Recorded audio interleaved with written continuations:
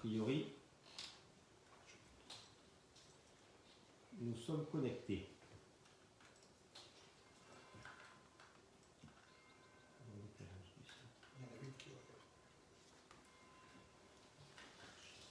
Alors, bonjour Gérard.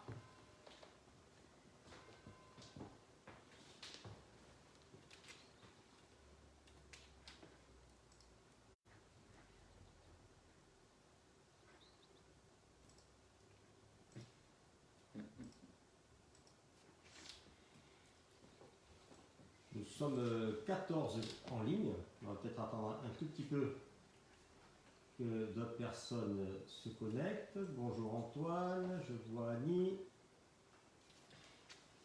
Bonsoir Anne. Magali.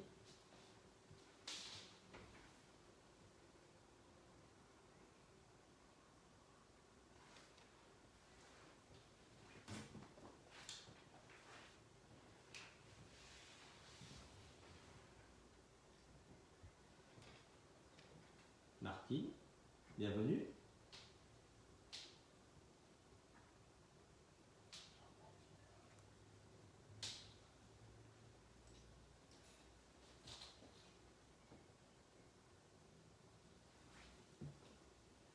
Bon, j'arrête de regarder le décompte de ceux qui se connectent. Bienvenue à tous. On va attendre quelques minutes que les uns les autres nous rejoignent. C'est un exercice un peu particulier, que c'est Facebook Live.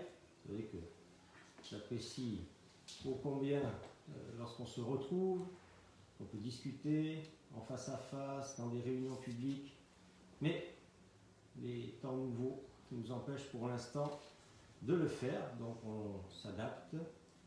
Et je vous ai proposé, en tant que maire, cette visio ce soir pour que nous puissions partager un certain nombre d'informations et puis que je puisse répondre aux différentes questions que vous pouvez vous poser les uns et les autres.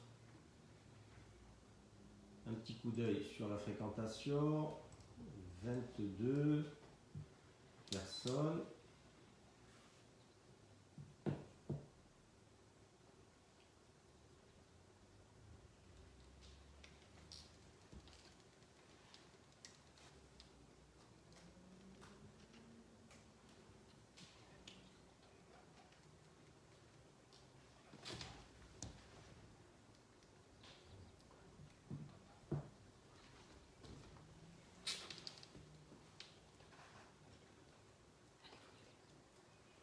Bien, on arrive à 30. On a passé la barre des 30. Je vous propose qu'on puisse échanger sur ce mode, encore une fois, un petit peu artificiel, hein, en tout cas à distance. Et puis vivement le plaisir de pouvoir se retrouver tous ensemble. Le plus tôt sera le mieux. Bienvenue sur ce Facebook Live.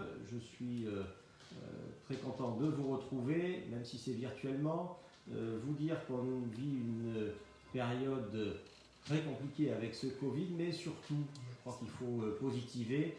Nous avons l'exemple d'une commune qui est vraiment solidaire, une commune qui est généreuse. Et tout au long de cette crise Covid, des personnes se sont manifestées pour faire les courses, se sont manifestées pour fabriquer des masques, pour prendre soin les uns des autres, et ça c'est quelque chose qui fait chaud au cœur et qui donne à la vie de notre village une dimension très importante, essentielle à mes yeux. Finalement, durant cette crise, nous avons appris à vivre ensemble les uns avec les autres, et nous avons appris à conduire et à maîtriser cette crise ensemble, en temps réel. Il n'y a pas de scénario écrit, aucun scénariste n'avait imaginé un scénario de cette nature-là. Dans cette crise d'ailleurs, heureusement que les communes sont là, parce que on a vu que tout ce qui leur reste à charge est absolument considérable. Alors, est-ce qu'on a suffisamment de son?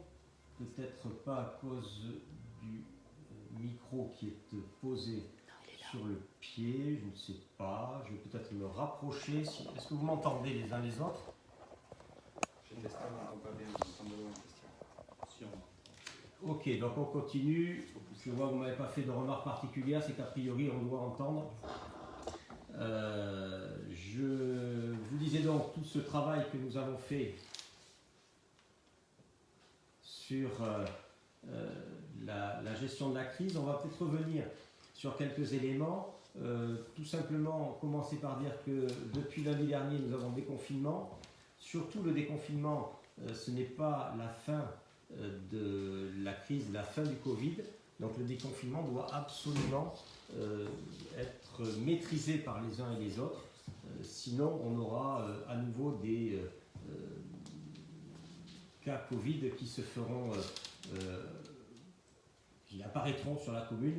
Et ça, nous ne le souhaitons absolument pas. Donc soyez prudents les uns les autres. On a davantage de liberté depuis lundi dernier et c'est une très bonne chose. Mais cette liberté, il faut en user à bon escient. Et bon, pas dans ma nature de prendre des arrêtés municipaux restreignant les libertés publiques. J'ai vu que d'autres se sont lancés dans cet exercice. Je ne le souhaite pas. Mais pour ça, il faut qu'on soit tous extrêmement vigilants. Je pense en particulier, tout à l'heure, je faisais le tour de la commune comme tous les jours et je voyais un certain nombre d'enfants qui avaient pris d'assaut l'aire de jeu. Les aires de jeu ne sont pas autorisées actuellement parce qu'il y a des risques de se contaminer les uns les autres à mesure que l'on touche les structures et qu'on laisse ces marques sur la structure. Donc essayons de respecter ces règles, même si on peut maintenant sortir beaucoup plus. Donc on peut aller ailleurs que dans les aires de jeu, les parcs de la commune sont rouverts. Soyez extrêmement prudents. On voit autour de nous que les autres pays d'Europe déconfinent aussi, parfois plus vite que nous. Et nous, on devrait avoir des étapes à nouveau, le 25 mai encore, ou le 2 juin. Le 2 juin, on devrait voir la réouverture des restaurants, normalement.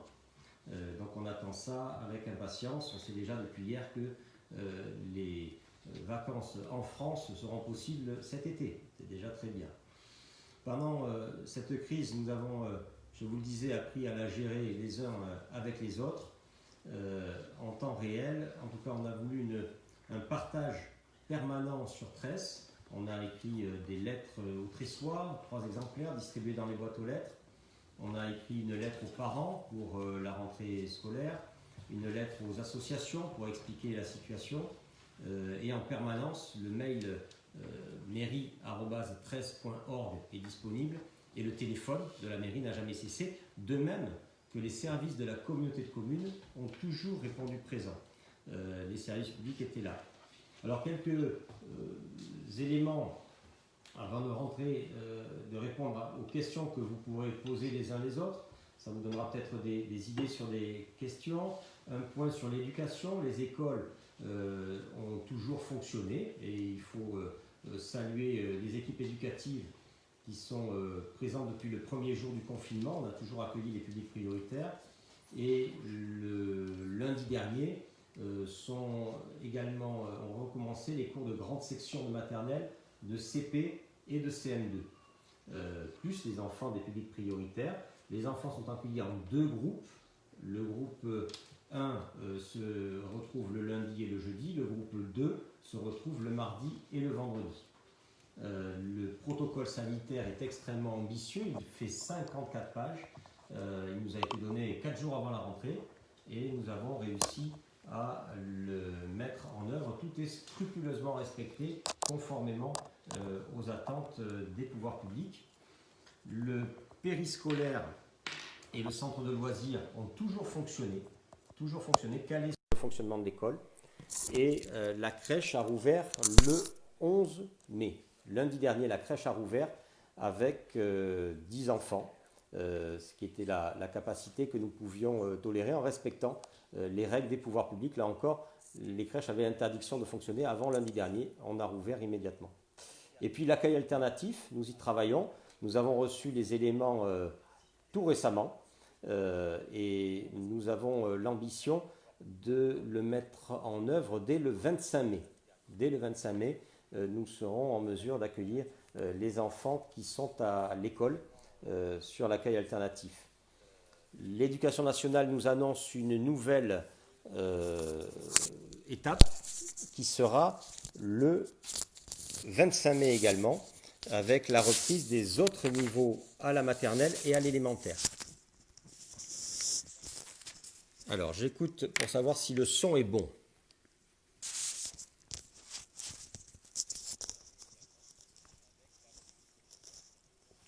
Voilà.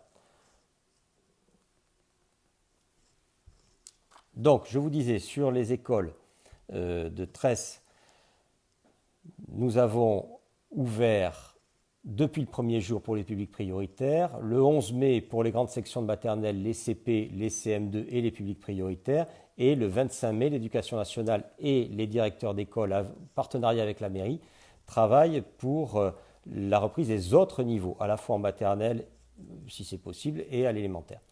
On répondra à vos questions si elles viennent sur ce sujet-là. Au collège, les cours reprennent à partir de la semaine prochaine pour les 6e et les 5e, uniquement les 6e et les 5e. Sur le collège de secteur qui est le collège Jean Zay, 120 élèves ont été signalés pour cette reprise la semaine prochaine. Le transport scolaire fonctionnera dès le 18 mai. Il faudra monter par l'arrière du bus pour éviter les risques de contamination avec le chauffeur. Les horaires sont inchangés et le port du masque est obligatoire. Il n'est pas fourni dans le bus, il faut venir avec son masque. Quant au lycée, vous avez suivi, on n'aura pas de réouverture avant le mois de septembre. L'oral de français en première aura bien lieu. Le bac sera réalisé en contrôle continu. Je n'ai terminé sur les écoles. On reviendra en fonction de vos questions. Je voudrais vous dire un mot sur les services publics locaux pour les saluer en notre nom à tous parce qu'ils ont toujours fonctionné. Toute la période de confinement, il n'y a pas eu d'interruption de service, que ce soit dans la commune, encore une fois, ou dans la communauté de communes. Nous avons suivi les personnes fragiles, les personnes isolées. Nous avons assuré le portage de repas sur ce mois d'avril qui vient de s'écouler. Nous avons livré plus de 73% de repas supplémentaires par rapport à ce que nous faisons habituellement. Et le nombre de personnes inscrites a augmenté de près de 50%. C'est un service qui est fourni pour le compte des communes par la communauté de communes et opéré en partenariat avec l'ADMR, les Coteaux de Bordeaux, l'ex-ADMR, et ça fonctionne en permanence. Et nous avons rajouté une proposition que j'ai faite et qui a été reprise en partenariat avec Sud-Ouest, le portage du journal quotidien pour les personnes à qui on livre le repas, qu'il y ait du lien social qui se crée également de la sorte. L'accueil de la mairie a dû être fermé, c'était une obligation. Il a rouvert lundi dernier sur les horaires habituels, vous n'aurez pas de changement de ce point de vue-là. L'urbanisme a rouvert sur rendez-vous pour des questions là aussi de sécurité sanitaire. Nous avons installé des protections en plexiglas pour les agents et sur rendez-vous, vous pouvez directement écrire à notre collaborateur Ange Garilli à la mairie qui vous donnera un rendez-vous.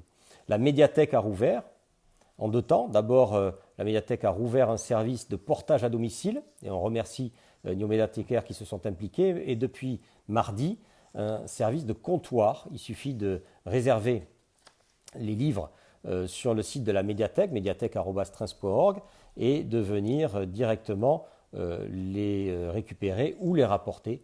Les livres sont nettoyés et quand ils sont ramenés, ils ont eux aussi une période de quarantaine, donc il n'y a aucun risque pour accéder à la culture. Autre service qui a été remarquable pendant toute cette période, c'est le Cémoctom.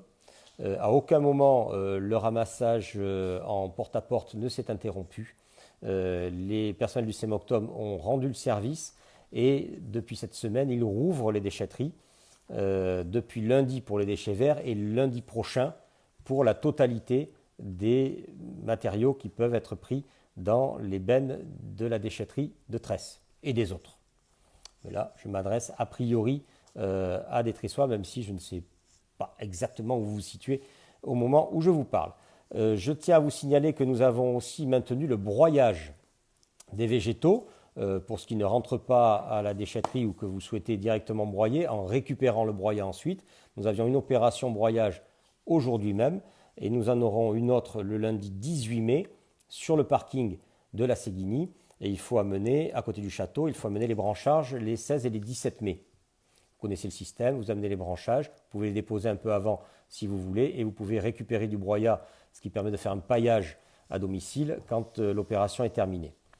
Nous avons parlé des écoles, nous avons parlé des services publics. Un mot sur les masques. Vous avez été très nombreux à nous interroger sur les masques. Alors j'ai quelques spécimens que je tiendrai précautionneusement par les élastiques pour vous les montrer, de la production locale. Donc un masque produit taille enfant et ici est un masque produit avec une taille adulte. Vous voyez, ce qui permet d'équiper tout le monde. Nous avons réalisé 4000 masques. 4000 masques, c'est considérable. Alors, chapeau aux couturières. Nous avions 75 couturiers et couturières bénévoles, épaulés par une cinquantaine de bénévoles qui ne faisaient pas la couture, mais qui devaient assurer la logistique, découper le tissu, plier, apporter les masques aux tressoises et aux tressois, aller rechercher les productions finies. Donc c'est un formidable élan de solidarité qui est tout à l'image de notre commune. Merci infiniment à tous et merci à tous ceux qui en ont bénéficié parce que vous avez réservé un très bel accueil aux bénévoles qui sont venus à votre rencontre. Alors je vous rappelle que les masques, il faut absolument les porter dans un certain nombre de cas de figure. D'abord, si la personne est considérée comme un public fragile en termes de santé, le masque doit être porté en permanence. Si ce n'est pas le cas et qu'on est dans un lieu confiné dans lequel on a peu d'espace, il faut porter le masque, ou encore dans les transports en commun ou chez les commerçants, le port du masque est nécessaire, ou une activité en contact avec le public si on n'a pas une autre forme de barrière du type plexiglas. Bien évidemment, il ne faut pas tomber dans la psychose.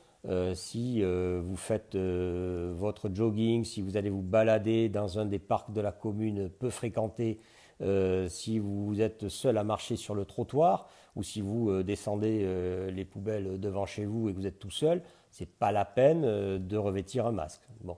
Et quand vous touchez les masques, n'oubliez pas, vous les prenez par l'élastique et surtout pas en touchant le tissu, uniquement par l'élastique, pour ne pas risquer des contaminations. Alors sur les masques, nous avons souhaité faire cette production avant le déconfinement et vous les avez tous reçus en porte-à-porte, de la main à la main, avant le 11 mai.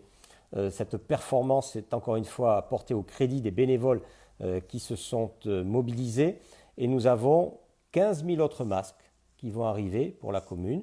Nous avons 3 productions, une livraison qui sera faite par la communauté de communes, puisque j'ai proposé à mes collègues maires de notre belle communauté de communes qui compte 8 communes de s'engager dans l'achat de masques et nous avons donc prévu d'équiper tous les habitants de notre communauté de communes.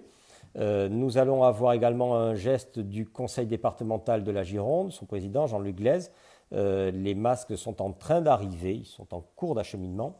Et la métropole a également pris l'engagement d'équiper chaque Girondin. Donc nous avons également des masques qui devraient arriver par ce biais-là, de sorte que vous pourrez être équipé en suivant bien les consignes d'utilisation de ces masques. Un mot pour vous parler des espaces publics. J'ai dit en filigrane, mais on peut y revenir. Les parcs sont ouverts. Les parcs publics sont ouverts. Nous en avons l'autorisation. Le cimetière est rouvert. Alors je vous demande un peu d'indulgence pour nos parcs, notre cimetière. Nos agents publics ont fort à faire. Ils ont été partiellement confinés, essentiellement également postés sur des missions prioritaires de sécurité. Et donc on ne peut pas arriver au niveau de service que nous avons l'habitude de proposer. Mais l'essentiel est que les parcs sont rouverts, le cimetière est rouvert.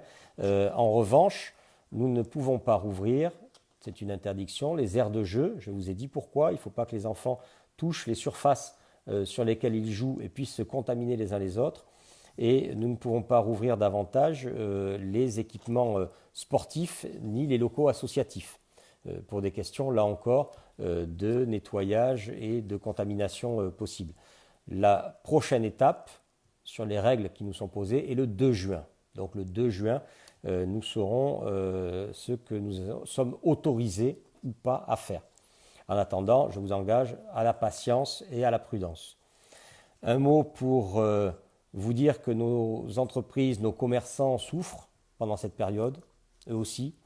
Donc, tant que faire se peut, passer commande à nos entreprises du territoire, c'est très important. Le marché, tous les samedis matins, a été préservé. Je l'ai souhaité dès le premier jour. Nous avons demandé à Madame la préfète d'autoriser le marché. Nous avons donné les garanties pour qu'il soit autorisé et il n'a jamais cessé d'ouvrir tous les samedis matins. J'ai proposé sur l'aide aux entreprises et aux commerçants de plein air la gratuité des loyers et des droits de place. Ce n'est pas grand-chose, mais c'est un geste pour les entreprises qui peuvent en bénéficier. J'invite les propriétaires privés à faire de même quand ils le peuvent. Et j'ai proposé à mes collègues de la communauté de communes qui en étaient d'accord de porter, de financer une aide pour les très petites entreprises à hauteur de 2 € par habitant de la communauté de communes. Donc nous avons engagé une somme de 40 000 € qui vient abonder le fonds de la région Nouvelle-Aquitaine sur l'aide directe aux entreprises, puisque les communautés de communes, pas plus que les communes, ne peuvent verser d'aide directe. Les aides directes sont versées par la région et nous contribuons à l'alimentation de ce fonds. Si vous êtes concerné, vous êtes chef d'entreprise, vous êtes commerçant, artisan, vous avez des questions, un autre acteur du territoire qui est le pôle territorial Cœur de l'Entre-deux-Mers dispose d'une cellule entreprendre que vous pouvez contacter, soit directement, soit via la commune ou la communauté de communes. Nous vous mettrons en contact, la cellule entreprendre. Et puis, tout simplement, pour vous donner un dernier mot, un point d'actualité sur la mise en place du conseil municipal. Il en a été question ces derniers jours, ces dernières heures. Donc, le nouveau conseil sera réuni le 25 mai au soir pour être installé. En revanche, les règles sanitaires, on attend des précisions, mais a priori, on devra le réunir à huis clos, puisque vous savez qu'on n'a pas le droit de faire des réunions de plus de 10 personnes. Et déjà, réunir le conseil municipal, ça va nous amener à dépasser cette règle-là. Donc voilà pour les quelques points généraux que je voulais aborder avec vous, mais il est important que ce conseil se mette en place. Nous avons des beaux dossiers qui sont à mener pour la commune. Je pense au café solidaire sur lequel nous travaillons d'ores et déjà. Nous avons travaillé à cela pendant la période de confinement. Je pense au marché restauration pour lequel nous voulons monter à 50% de produits bio à brève échéance et alimenter et multiplier les circuits courts. Et je pense également à l'aménagement du parc de la Séguigny ou encore la mise en place d'un budget participatif. Donc nous avons sur tous ces aspects-là besoin que les conseils soient mis en place et puissent prendre des délibérations. Voilà mes chers amis, ce que je pouvais vous dire pour lancer la discussion. Alors mon écran de contrôle me dit que nous sommes maintenant 65 et un certain nombre de questions sont apparues. Alors soit à l'écran, mais j'ai essayé d'être un peu avec vous, donc j'ai peu regardé les questions. D'autres questions nous sont parvenues sur Messenger ou sur le site de la commune. Donc je vais donner la parole à Marianne qui nous dira les questions qui sont arrivées. J'essaierai de répondre.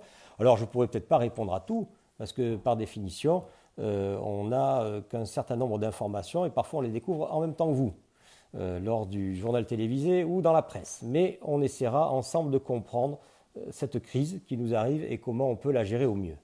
Alors, les questions. Alors, on a Stéphane qui nous demande comment s'est passée la rentrée scolaire. Alors, la rentrée scolaire, Stéphane, s'est très bien passée grâce à la mobilisation de tous, toutes les équipes éducatives, les enseignants, les agents des écoles et bien entendu les enfants.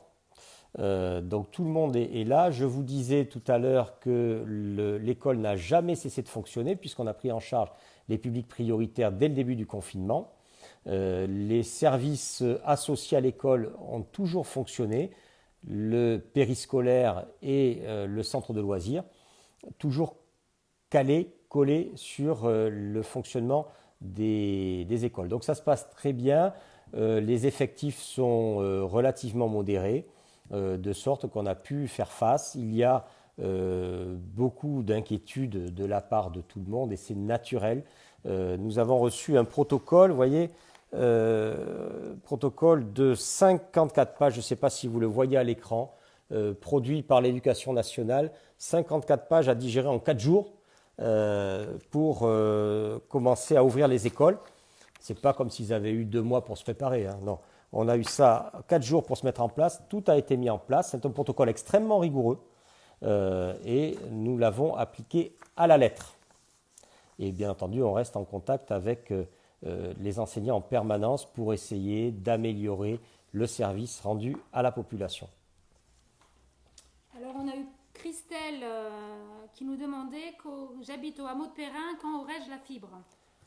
Alors, Christelle, c'est une bonne question. La fibre, d'ores et déjà, la fibre existe sur la commune, elle a été déployée, elle fonctionne sur un certain nombre de secteurs. Je pense au centre-bourg, je crois, le secteur de la Séguigny, me semble-t-il, qui est connecté ou qui va l'être.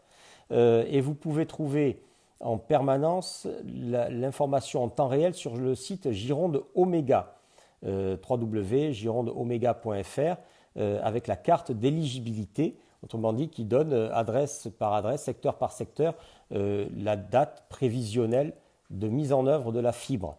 Il faut savoir que sur la fibre, comme sur tous les autres secteurs, tous les autres chantiers, le Covid, et puis sur la vie de la nation en général, le Covid a produit des effets dramatiques. Hein. Donc tous les chantiers sont retardés, ils ont été à l'arrêt total. Maintenant, ils se reprennent progressivement. Les entreprises doivent respecter, et c'est une très bonne chose, des protocoles pour protéger leurs salariés.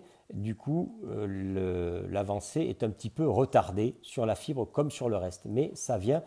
Renseignez-vous sur le site Gironde Oméga. Michel qui demandait quand pourrons-nous voir le premier spectacle dans la salle du Reflet? Ah, mais si seulement ça pouvait être ce soir, nous irions avec plaisir. Et peut-être même que je cesserai ce Facebook Live pour y aller en courant.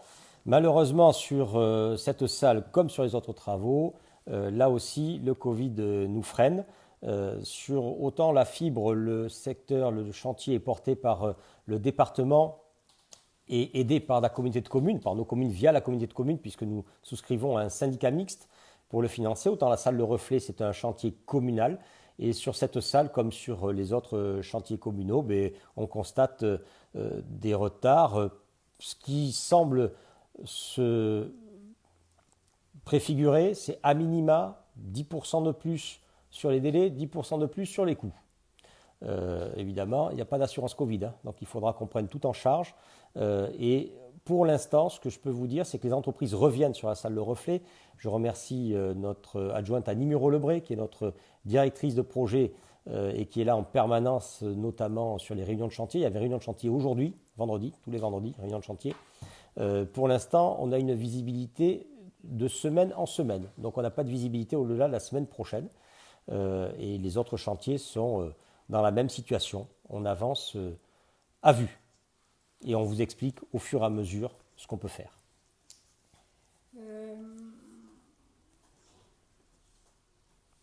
Quand pourrais-je me marier? Ah ben ça, Marianne, quand vous voulez. Mais sur la règle qu'on nous a donnée, c'est pas avant le 2 juin. Le 2 juin, on saura si on a le droit de célébrer des mariages ou des Pacs, d'ailleurs, puisque pour l'instant, il faut une autorisation du procureur pour avoir le droit de célébrer des mariages ou des Pacs. Et cette autorisation n'est délivrée qu'en cas d'extrême urgence. Alors, il m'a semblé comprendre en lisant les dépêches qui nous parviennent que tous les couples ont fait valoir l'extrême urgence qu'il y avait à se marier. Du coup, les services de justice n'ont donné aucune autorisation.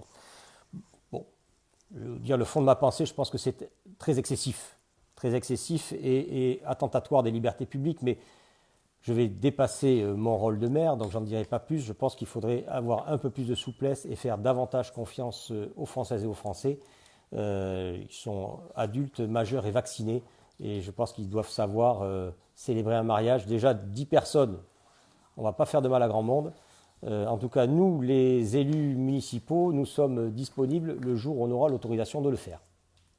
En revanche, on ne va pas se mettre en infraction avec la loi. Ce mariage serait nul, donc ce serait dommage. Donc, dès que possible et dès qu'on en sait plus, on vous le dit. Une question aussi sur pourquoi les aires de jeu ne sont-elles pas ouvertes? Ah oui, alors là, on a beaucoup de questions sur les aires de jeu. Alors, merci à ceux qui posent la question, parce que d'autres les utilisent sans poser la question. Je l'ai dit dans mon propos, le principe de précaution avec le Covid, c'est d'éviter de se contaminer en touchant les uns après les autres des surfaces sur lesquelles le virus va rester actif pendant quelques minutes ou quelques heures, parfois et quelques jours. On ne maîtrise pas encore le temps où le virus va rester actif. Et bien évidemment, si l'enfant se balade sur l'aire de jeu, touche le toboggan en s'aidant de la main pour glisser, ou va mettre ses mains sur la structure, l'enfant qui va suivre va les partager, ces virus. Alors, soit il y a du Covid, soit il n'y a pas de Covid. Quand il n'y en a pas, on est très content. Jusqu'à présent, sur Tresse, la situation est totalement maîtrisée. Il faut qu'elle le demeure, et donc ça appelle à une vigilance de chacun. On ne peut pas mettre derrière chaque aire de jeu un agent municipal pendant les heures d'ouverture, et comme en plus elles ne sont pas fermées, on ne va pas le mettre 24-24, et c'est le même raisonnement qui procède pour les locaux associatifs ou les locaux sportifs. Il nous faudrait en permanence, après chaque utilisateur, faire un nettoyage pour assurer la condition d'asepsie qu'on nous demande aujourd'hui. Et vous pensez bien qu'il est impossible d'avoir du monde partout. Aujourd'hui, nos moyens sont concentrés prioritairement sur les écoles. Et si ça se passe bien, c'est parce que nous avons mis tous les moyens nécessaires pour que ça se passe bien. Après, on peut se dire les uns les autres, peut-être les règles sont-elles un peu excessives. Mais là, comme sur les mariages, les règles sont fixées par les pouvoirs publics et il nous appartient de les respecter. Donc, nous les respecterons. Et aujourd'hui, il y a interdiction à rouvrir les aires de jeu. Alors, posez vos questions en commentaire, parce que vous êtes 77 connectés. Alors, il y a les questions que vous avez posées en différé, puis il y a celles que vous pouvez poser en direct.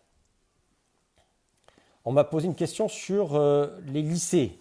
Donc, les lycées, la décision sera prise fin mai par le gouvernement, sur l'ouverture ou non, et dans quelles conditions il devrait rouvrir.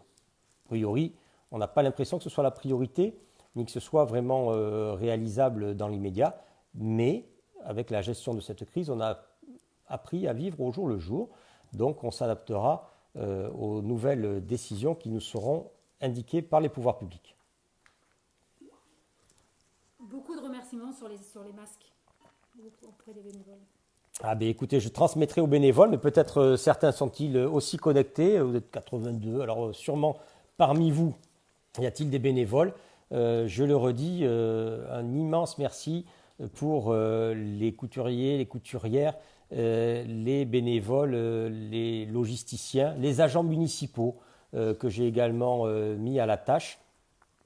Et ils ont été absolument exemplaires. Autant vous dire que quand j'ai proposé cette idée de se lancer dans la fabrique de masques à Tresse, 4300 habitants, 4600 habitants, au cœur de l'entre-deux-mers, ça n'avait pas beaucoup de chances de prospérer. Puis finalement, on a réussi à trouver le tissu, à mobiliser les uns les autres, à ouvrir même la salle de la Fontaine en le transformant en atelier de couture, en respectant bien entendu les règles de distanciation. Et ça a été une expérience formidable de solidarité. J'espère que très rapidement, nous pourrons nous réunir à un peu plus de 3, 5, 10 et remercier toutes celles et tous ceux qui ont rendu possible cet élan de générosité. Et on est une des rares communes à avoir livré en porte-à-porte avant le déconfinement. Une des très rares communes. Gérard, l'animation CAP 33 aura-t-elle lieu cet été ? Alors oui, l'animation CAP 33, elle devra avoir lieu. C'est Gérard qui me pose la question.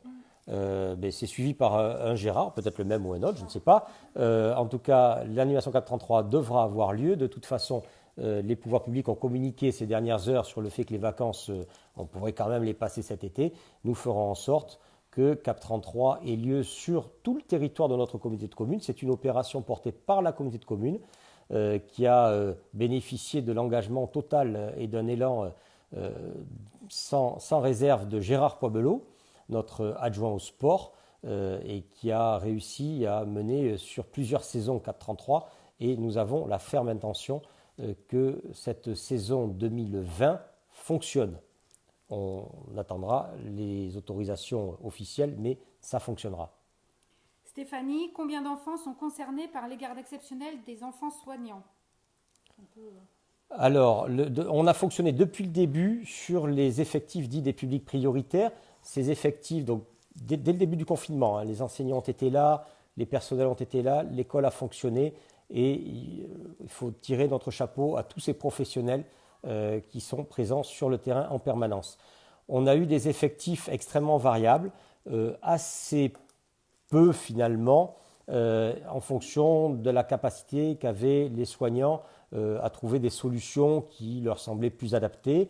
Pour le directeur d'hôpital que je suis, nous avons mis en place dans nos hôpitaux également des structures pour prendre en charge des enfants de soignants qui n'auraient pas eu d'autres solutions. Ça explique aussi pourquoi on n'avait pas toujours beaucoup d'effectifs. Mais l'essentiel, c'est que nous soyons présents et que le service public soit mené. Le service public a été au rendez-vous dès le premier jour. Et les enfants des publics prioritaires sont toujours accueillis. Ils ont été accueillis le 11 mai, alors que le 11 mai, les enseignants avaient aussi une journée de pré-rentrée, donc ils ont réussi à se démultiplier. On les en remercie. Et les publics prioritaires ont été élargis. Au début, nous avions les soignants. Maintenant, nous avons tous les publics qui contribuent au service public qui ne peuvent pas s'arrêter. On a les enfants de pompiers, des enfants du CEMOCTOM, enfin de personnes qui travaillent au CEMOCTOM. Le cadre du public prioritaire s'est élargi, mais nous avons au final, pour l'instant, assez peu d'enfants concernés par ce type d'accueil, que ce soit en périscolaire, en centre de loisirs ou à l'école. De même que je vous disais tout à l'heure, je ne sais pas si vous nous avez pris en route ou si vous étiez là, nous avons au final assez peu d'enfants sur nos écoles aujourd'hui. D'autres questions ? Magali, est-ce que le centre de loisirs fonctionnera cet été ? Alors, on y travaille, Magali. Je pense que, bien évidemment, il fonctionnera. La question, c'est dans quel lieu fonctionnera-t-il ? Aujourd'hui, vous savez, nous avons un centre de loisirs qui est magnifique à la Séguigny, qui a été largement refait. Le centre de loisirs est une compétence de notre communauté de communes. Il faut toujours rendre à César ce qui lui appartient et la communauté de communes investit sur ces centres de loisirs en permanence. Les locaux sont magnifiques, mais on a eu un coup de vent formidable avant l'hiver et qui a légèrement voilé une structure de charpente. Tout est en place, tout fonctionne très bien, mais par mesure de précaution, nous avons pris la décision de fermer la structure. Et là, comme ailleurs, le Covid nous a joué des tours puisque les experts d'assurance doivent se rencontrer et en période de confinement, ils nous ont expliqué que la rencontre sur place était impossible. Donc on attend qu'ils viennent. Donc la structure centre de loisirs de la Séguigny, je ne peux pas vous donner de date d'ouverture, il faut que les experts se mettent d'accord et nous donnent le top. Mais de toute façon, le centre de loisirs n'a jamais cessé de fonctionner puisque nous l'avons accueilli dans les locaux des écoles de Tresse. Et cet été, nous travaillons avec la communauté de communes et avec les Francas de Gironde, qui est l'opérateur, à qui nous avons confié la gestion, pour que ça fonctionne. Pareil, on vous tiendra informé en temps réel quand on aura des infos. Sylvie, est-ce que la fête locale va avoir lieu ? Ah, j'aimerais bien que la fête locale ait lieu. Vu d'aujourd'hui, ça paraît un peu compromis, pour tout dire. Parce que je pense qu'on n'aura qu'un desserrement lent, très lent, du nombre de personnes qui sont autorisées à se réunir dans un lieu public. Mais je fais entièrement confiance à mes collègues élus qui suivent le dossier des festivités pour s'accrocher au sujet et faire en sorte qu'on puisse accueillir les uns les autres. Oui. Pour tout vous dire, je proposais même à notre adjointe Annie Muro-Lebré il y a quelques jours que si nous ne pouvions pas réunir la fête et si nous ne pouvions pas malheureusement avoir le déjeuner dominical traditionnel et le méchoui traditionnel, nous pourrions peut-être ce dimanche-là, s'il n'y a pas d'autres offres de restauration ouvertes sur la commune, proposer que le méchoui soit fait à emporter, de sorte que les Tressoises et les Tressois puissent aussi en profiter. À ce stade, nous n'avons pas d'informations sur la fête locale. On suit ça au jour le jour, comme vous. J'aimerais pouvoir vous en dire plus, mais malheureusement, nous sommes tous logés à la même enseigne. Vous savez, les collectivités locales et les mairies en particulier prennent une formidable importance maintenant. On nous dit que tout est fait en concertation avec les mairies. Enfin, en réalité, on attend les informations et puis on verra ce qu'on nous demande. Émilie qui demande des précisions sur les masques. Pourquoi un masque par personne? Va-t-il y avoir un deuxième passage? Alors Émilie, vous avez dû nous prendre en cours de route. D'abord, on a, je le disais, je le redis pour remercier les bénévoles qui ont fait un travail exceptionnel. Nous sommes une des très très rares communes de cette taille-là à avoir livré des masques en porte-à-porte avant le déconfinement. Et nous avons, on en a réalisé 4000. 4000.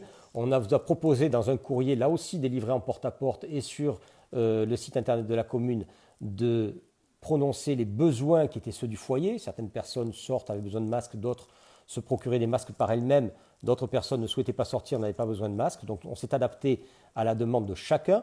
Toutes les demandes ont été satisfaites, même les demandes des personnes qui se sont réveillées un petit peu en retard et nous ont dit que les voisins en avaient, qu'ils étaient très jolis et qu'eux-mêmes voudraient en avoir. Il n'y a pas de souci, on a pris les demandes en mairie, on en prend encore de temps en temps. Mais par principe d'équité, on a fait en sorte d'en donner le même nombre à chacun et c'est un travail considérable. On s'est lancé dans la fabrication de masques, ce n'est pas notre métier de base. Je n'aurais pas la prétention de dire qu'on sera en mesure de lancer une fabrique industrielle de masques demain, donc on a déjà demandé beaucoup aux bénévoles. Et nous avons 15 000 masques en commande qui vont venir de 3 sources différentes. Une source, c'est la communauté de communes, notre communauté de communes, puisque j'ai proposé à mes collègues que nous commandions un masque par habitant de la communauté de communes des Coteaux-Bordelais, qui fait 20 000 habitants, avec 8 communes. Nous avons un masque par habitant promis par le département de la Gironde. Les masques sont en cours d'acheminement. Et nous avons un masque par habitant de Gironde promis par la métropole. Là, on n'a pas encore de date d'acheminement. Donc d'autres masques vont venir. Et vous pouvez vous en procurer. Tabac Presse de Tresse a été livré, me semble-t-il, je resterai prudent. Vous en avez sur prescription au moins et peut-être au-delà en fonction des stocks à la pharmacie. Et notre magasin Proxy à Tresse a été livré également. D'autres questions, Marianne? Alors, 3 questions sur le même thème. Flo, qu'allez-vous envisager si nos enfants ne peuvent pas être accueillis à l'école? La famille Adams, pourquoi l'école primaire des enseignants se retrouve à faire classe à un élève? Et Bérénice qui demande qu'est-ce que l'accueil alternatif? Beaucoup de questions. Alors, on va commencer par ce qui se passe à l'école. Je vous disais tout à l'heure, l'école a toujours fonctionné. Chapeau aux équipes éducatives qui ont répondu présent dès le premier jour du confinement. Depuis lundi dernier, 11 mai, l'école a repris pour les grandes sections de maternelle, les CP, les CM2, sur prescription du gouvernement, des pouvoirs publics. Cette mise en œuvre a été travaillée avec les enseignants. Nous avons le choix qui a été fait par les enseignants, qui correspond aux préconisations des pouvoirs publics, c'est de distinguer en 2 groupes. Donc le premier groupe est accueilli le lundi et le jeudi, le deuxième groupe est accueilli le mardi et le vendredi. 2 groupes pour une même classe. À l'école maternelle, on avait imaginé peut-être 3 groupes, finalement ce sont 2 groupes, puisque les enseignants ont accepté cette modalité d'organisation, on les a remerciés également.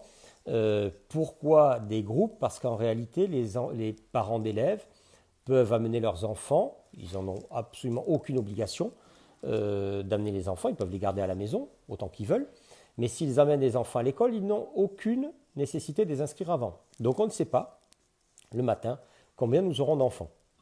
L'objectif est de ne pas dépasser des groupes de 15 enfants à l'élémentaire, 10 enfants à la maternelle. Vous en déduisez qu'il faut prévenir, donc prendre des précautions et se mettre en configuration où un matin on aurait davantage d'enfants sans que ça puisse dépasser 15 enfants. Voilà, nos directeurs d'école, nos enseignants vous expliqueraient ça mieux que moi. La partie éducative est de leurs compétences. Nous travaillons ça en concertation, mais ça reste leur entière compétence. Je ne vais pas m'immiscer sur ce terrain-là, je m'en garderai bien. Donc ça, c'est l'explication pour les groupes. Après, on a bien conscience que ça laisse 2 jours d'école traditionnelle vides. Si l'enfant fait partie du groupe 1 le lundi, le jeudi, ben par définition, le mardi et le vendredi, il n'a pas classe. Donc ce temps-là, les pouvoirs publics ont imaginé un nouveau système qui est un système d'accueil alternatif. Alors évidemment, l'éducation nationale, ça jargonne plus qu'ailleurs. Encore que je suis dans les hôpitaux, donc ça jargonne aussi beaucoup. On a appelé ça maintenant les 2S2C. Sport, santé, culture, civisme. En gros, l'accueil alternatif des jours où les enfants qui sont accueillis à l'école, traditionnellement, ne le sont pas ces jours-là parce que c'est le demi-groupe suivant. Vous m'avez suivi, je suis dans le groupe 1, j'ai classe le lundi, le jeudi, donc le mardi, le vendredi, je n'ai pas école. Pour qu'il y ait école, l'éducation nationale se retourne très généreusement vers les communes en nous expliquant qu'il nous faut mettre en œuvre ce nouveau système d'accueil alternatif. Nous avons reçu un volumineux courrier il y a 3 jours. Pour le mettre en œuvre lundi dernier, ce n'était pas possible puisque c'est arrivé après. Donc nous travaillons pour que ce soit mis en œuvre. J'ai demandé à ce que ce soit mis en œuvre à partir du 25 mai. Et du 25 mai, nous devrions être en mesure, nous travaillons à cela, nous devrions être en mesure d'accueillir, donc en dehors de l'école, en dehors du personnel éducation nationale, d'accueillir les enfants qui sont pris en charge dans les écoles de tresse pour les jours où ils ne sont pas avec leurs enseignants. Ainsi que les publics prioritaires, mais les publics prioritaires, a priori, sont à l'école tous les jours, mais on s'adaptera. On mettra ça en place normalement pour le 25 mai. On a des problématiques que je partage avec vous, parce qu'on n'a pas la science infuse et je n'ai rien à vous cacher. Il nous faut énormément de personnel pour encadrer ces enfants, puisque par définition, il faut que les groupes soient limités également, donc 15 enfants par groupe par exemple. Deuxièmement, il nous faut énormément de locaux. Et troisièmement, si tous les niveaux reprenaient, à la maternelle, à l'élémentaire, il nous faudrait 26 locaux de plus de 50 mètres carrés. Disponibles, nettoyés en permanence et avec du personnel d'encadrement. Aujourd'hui, on ne les a pas sur la commune. Et donc, on va réfléchir en fonction des données que nous avons le 25 mai. On vous refera passer un sondage auprès des parents d'élèves pour avoir une visibilité, même si vous êtes libre d'amener les enfants en permanence ou pas. Il faudrait quand même qu'on ait une visibilité pour pouvoir construire une offre. Nous avons aussi accessoirement une question de coût, puisque du simple 25 mai à début juillet, donc 3 juillet, ça fait une charge de 180 000 € pour la commune. Donc il faudra y aller avec précaution, parce que nous ne pouvons pas battre monnaie ni nous endetter comme le fait l'État. Donc on le fera en toute transparence avec vous et on vous dira ce qu'on est en mesure de mettre en œuvre. Dites-moi si ce n'est pas clair, vous me renvoyez les questions, vous demandez des précisions. Je crois que j'ai répondu à la série des 3 questions, y compris la famille Adams. La famille Adams qui a reposé une question, pourquoi ne pas regrouper les groupes ? C'est une bonne question. Pourquoi on ne regroupe pas les groupes, on ne les fusionne pas ? Mais je le redis, ça il faut que ce soit discuté avec les équipes éducatives, avec les enseignants. Les enseignants sont là, acceptent bien volontiers de prendre les enfants. Ils ne peuvent pas dépasser 15 enfants et il n'y a pas d'inscription préalable. Donc on ne sait pas, sur une classe de 30, on ne sait pas s'il y aura dans le premier demi-groupe 15 enfants ou un enfant, ou 5 ou 10. On ne sait pas. Donc il faut s'organiser pour faire face à tous les cas de figure. Mais encore une fois, je vous laisse évoquer ces sujets des groupes et demi-groupes et de l'organisation scolaire et l'apanage de l'éducation nationale. Ils vous répondront bien mieux que moi, et toujours très professionnellement. Gérard qui demande si la commune va bénéficier d'une dotation exceptionnelle de l'État pour financer les mesures liées au Covid. Ah, vous savez, Gérard, les promesses n'engagent que ceux qui les croient. Donc j'ai payé pour savoir déjà que les engagements d'État, il vaut mieux que ce soit sur le compte de la commune qu'autre chose. Donc on a une annonce qui nous a été faite disant que les masques, l'État allait pouvoir en financer une partie. Puis ensuite, qu'il y aurait une partie de rétroactivité, mais pas depuis le début du confinement. Ensuite, on nous a expliqué que les masques, l'État allait en financer une partie, mais avec un prix maximum d'achat du masque. Aujourd'hui, c'est la folie sur les marchés. Donc le prix maximum, ça n'a plus beaucoup de sens quand on veut acheter des masques. Et j'ai posé la question pour notre atelier tissu. Manifestement, l'État n'est pas allé jusqu'à l'idée de financer les communes qui avaient acheté du tissu pour fabriquer des masques. Donc ça nous a coûté infiniment moins cher parce que ça a été fait par des bénévoles, mais a priori, nous n'aurons pas de subvention pour le financer. Donc on le paye sur nos deniers. Voilà. On fera des efforts par ailleurs pour pouvoir financer cela. Pour le reste, l'État s'est engagé, mais ça nous est arrivé il y a 48 heures, donc on n'a pas encore fini de digérer tous ces textes sur l'accueil alternatif, ce qu'il appelle dans son jargon les 2 S, 2 C, avec des conventions qu'il faut signer, qu'il faut remplir, des engagements qu'il faut prendre et des aides forfaitaires de l'État qui couvriraient une partie seulement, un peu moins de la moitié du coût du service. Voilà, mes chers amis, je vois qu'il est déjà 19h53, j'avais dit qu'on tiendrait en une demi-heure, on a raté, mais vous êtes nombreuses et nombreux encore connectés, 76, écoutez, c'est bien. J'espère que cet exercice a pu vous apporter des réponses. Je vous redis que les services locaux sont à votre disposition, à votre écoute, qu'ils soient dans la commune, qu'ils soient à la communauté de communes. Participer à la vie de nos villages, participer à la survie de nos commerçants, de nos artisans, c'est essentiel. Et venez dans les parcs et jardins tout en prenant vos précautions. C'est encore tout à fait nécessaire maintenant. Merci à tous et à très bientôt, j'espère.